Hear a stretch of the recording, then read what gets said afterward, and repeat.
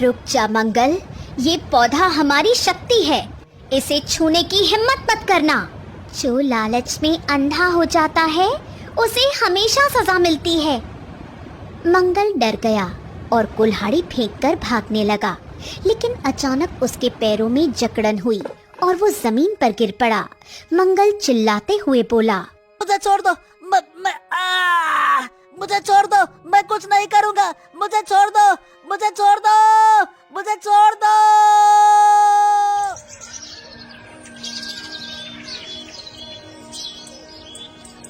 सुबह तक वो वहीं पड़ा रहा और चिल्लाता रहा, मैं कुछ नहीं करूँगा, मुझे छोड़ दो, मुझे छोड़ दो, मुझे छोड़ दो। गांव वाले शोर सुनकर वहीं पहुंचे और मंगल को पकड़ लिया। बोल, तू यहाँ पे क्या करने आया था? हीरा लाल ने मुझे भेजा था, वो पौधा उखाड़ने के लिए। मुझे माफ कर दो। गांव वालों ने मंगल को वापस उसके गांव भेज दिया और हीरा लाल को आखिरी चेतावनी दी। हाँ, अब बहुत हो गया। हीरा लाल, एक और गलती की तो तुझे और तेरे परिवार को गांव से निकाल देंगे। हीरा लाल रोते हुए बोला, मुझे माफ कर दो, मैं अब कुछ और नहीं करूँगा। मुझे माफ कर दो, मुझे माफ कर दो। रामू का पौधा अब और बड़ा हो गया था। उसके फल पूरे गांव को दूध जैसा रस दे रहे थे।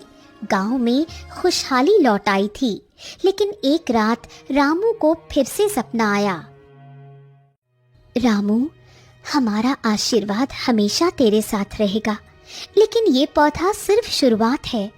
जल्द ही एक और चमत्कार होगा, तैयार रहना। रामू हड़बड़ा कर उठा और बोला, हाँ, और चमत्कार? ये क्या होगा?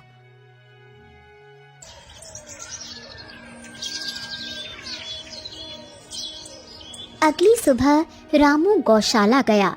उसने देखा कि पौधे के पास दो छोटे पौधे और उगाए थे, एक सफेद और एक काला। ये गंगा और जमुना की तरह है। श्याम हैरानी से बोला, रामू, लगता है कि उनकी शक्ति फिर से लौट रही है। हमारा परिवार फिर से पूरा हो गया। दो नए पौधों के उगने से रामू का दिल खुशी से भर गया। एक पौधा सफेद था जैसे गंगा और दूसरा काला जैसे जमुना। गांव वालों में भी उत्साह था। हर कोई इसे गंगा और जमुना की वापसी मान रहा था। देख सरिता, ये पौधे ठीक वैसे ही हैं जैसे गंगा और जमुना। शायद उनकी आत्माएं फिर से हमारे पास आई हैं। हाँ, तुम सही कह रहे हो। ये हमारे लिए उनका आशीर्वाद है। अब हमारा घर फिर से पूरा हो गया। रामू, ये कोई साधारण बात नहीं।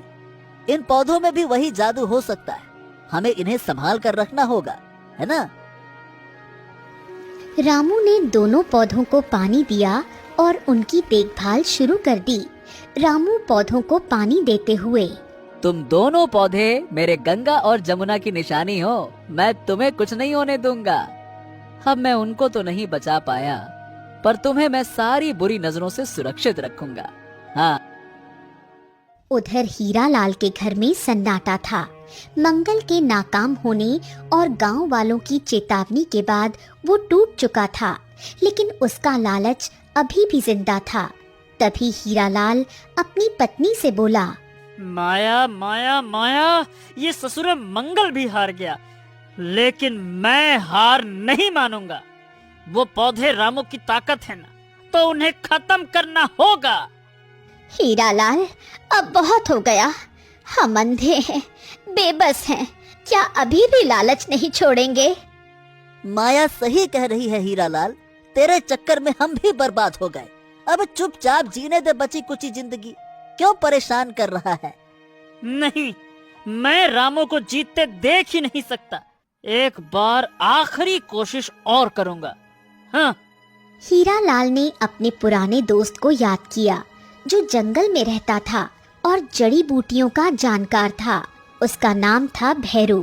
हीरालाल ने किसी तरह उसे संदेश भिजवाया। संदेश को भैरू पढ़ता है। भैरू, मेरे पास आ। एक पौधे को खत्म करने के लिए तेरी जड़ी बूटी चाहिए। बदले में जो मांगेगा वो दूंगा।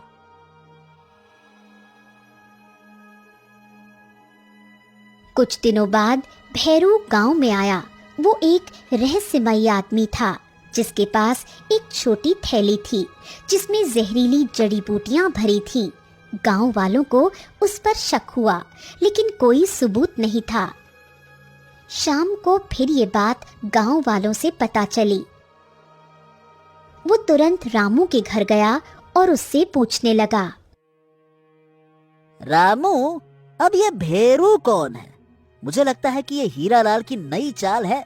वो हार नहीं मान रहा है। ओहो, अब कोई भी आए श्याम, हमें सावधान रहना होगा। हमें रात को खुद गौशाला में पहरा देना होगा। सुनिए जी, आप वहाँ अकेले मत रहना। मैं और श्याम भी आपके साथ रहेंगे। उस रात रामू, श्याम और सरिता गौशाला के पास छिपकर पहरा देने लगे। आधी रात को भैरू चुपके से वहां पहुंचा। उसके हाथ में एक छोटी शीशी थी जिसमें जहरीला रस भरा था। बस मैं इस रस को पौधे पर डाल दूंगा। सुबह तक सब खत्म। हीरालाल का काम हो जाएगा। हाँ। जैसे ही भैरू ने शीशी खोली, हवा में फिर से सनसनाहट हुई। दो चमकदार आकृतियां प्रकट हुईं, गंगा और जमुना परियों की आकृति। रुक जा भैरू, ये पौधे हमारी शक्ति हैं। इन्हें नुकसान पहुंचाने की तुझे सजा मिलेगी। जो लालच के लिए दूसरों का नाश करता है वो खुद बर्बाद होता है। हाँ, ये क्या? अरे परिया, परिया, मुझे छोड़ दो, मुझे छोड़ दो, मुझे छोड़ दो, मुझे छोड़ दो। भैरू भागने की कोशिश करने लगा, लेकिन उसकी शीशी हाथ से छूटकर जमीन पर गिरी। जहरीला रस उसके पैरों पर फैल गया और वो चिल्लाने लगा, हाँ, मेरे पैर, मेरे पैर, ये क्या चल रहा है? बचाओ, बचाओ मुझे, मुझे बचाओ, बचाओ। रामू, श्याम और सरिता बाहर निकले और उसे देखा। भैरू का पैर काला पड़ गया था। गांव वाले भी शोर सुनकर इकट्ठा हो गए। ये क्या हुआ? तू यहाँ क्या कर रहा था? भैरू रोते हुए सब कुछ तोते की तरह बोलने लगा। हीरालाल ने मुझे भेजा था। वो पौधों को मारना चाहता था। मुझे माफ कर दो, मुझे माफ कर दो। ये हीरालाल कभी नहीं सुधरेगा। अब क्या करे सरपंच जी? अब बहुत हो गया। हीरालाल को गांव से निकालना ही होगा।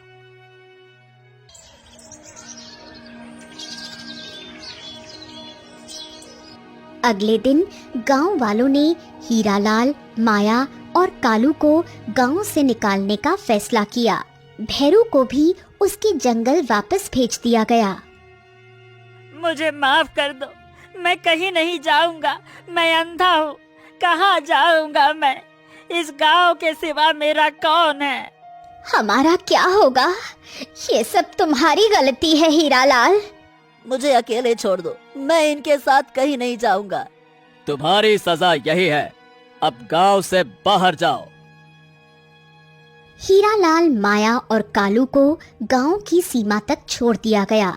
वो तीनों बेबस थे और उनका भविष्य अनिश्चित था। इधर रामू के 2 नए पौधे तेजी से बढ़ रहे थे।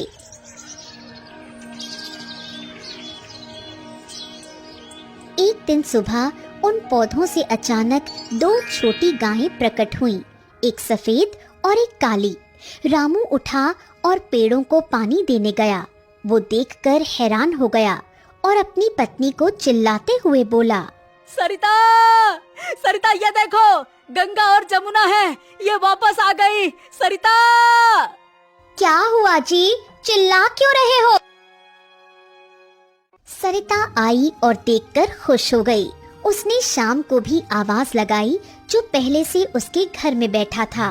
श्याम, जल्दी आओ, देखो ये कैसा चमत्कार है। हमारा परिवार फिर से पूरा हो गया। देखा रामू, अच्छाई की हमेशा जीत होती है। नई गंगा और जमुना अब रामू के साथ थी और गांव में खुशहाली छा गई। हाँ, तुम मेरे पास फिर से आ गई। अब मैं तुम्हें कभी नहीं खोऊंगा। हाँ, ये हमारी मेहनत और अच्छाई की जीत है। समय बीतता गया। गंगा और जमुना की देखभाल में रामू, सरिता और श्याम ने कोई कसर नहीं छोड़ी। ये गायें सचमुच जादुई थीं, क्योंकि उनका दूध न सिर्फ स्वादिष्ट था बल्कि बीमारियों को भी ठीक करता था। ये